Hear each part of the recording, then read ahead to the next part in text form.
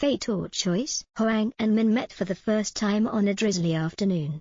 She was standing under a small awning, trying to shield herself from the cold raindrops. Hoang, with a large umbrella in hand, walked up without hesitation and smiled. "Would you like to share my umbrella?"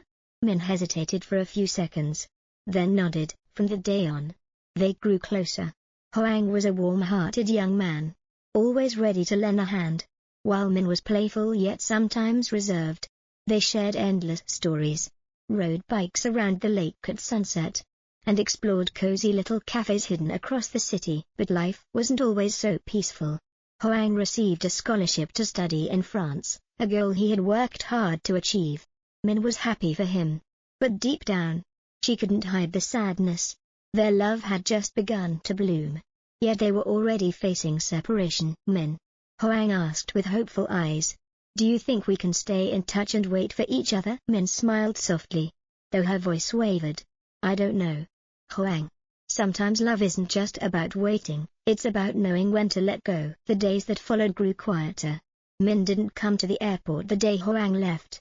She was afraid that seeing him go would break her. Hoang left a final message: "I'll always remember you, Min." Time passed. Min slowly learned to live without Hoang.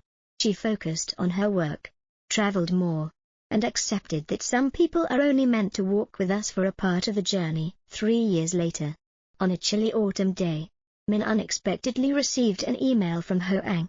It read simply, "I'm back. Would you like to see me again?" She stared at the screen, heart pounding. This wasn't just a casual reunion, it was a choice. Was she ready to place her heart in his hands once more? Taking a deep breath, she typed a short reply, "I'm at our old cafe. If you want, come see me."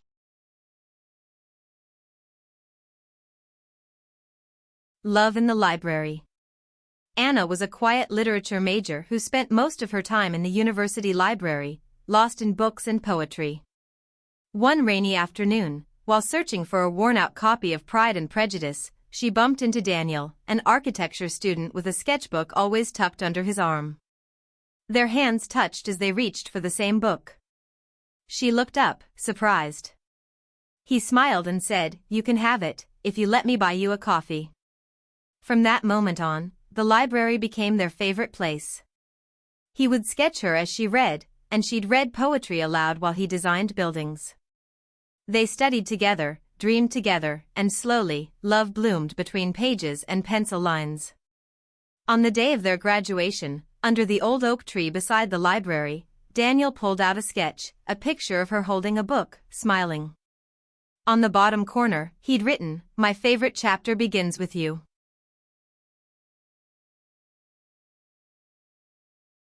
A coffee cup and a yellow umbrella. On a rainy Tuesday morning, Anna rushed into the campus coffee shop, soaked and frustrated. She had forgotten her umbrella, again. As she stood in line, trying to squeeze water from her sleeves, a voice behind her said, "Looks like the rain chose its favorite today." She turned around to see a boy with kind eyes and a bright yellow umbrella. His name was Leo, a literature major who frequented the same shop but had never had the courage to speak to her, until today. He offered to walk her to class. From that day on, the yellow umbrella became their silent promise. Rain or shine, he would be waiting outside her lecture hall, umbrella in hand, coffee in the other. They shared stories over coffee, wrote notes in the margins of each other's books, and danced under the campus lights when it rained. By the time graduation came, Anna looked at him and smiled, "I used to hate the rain."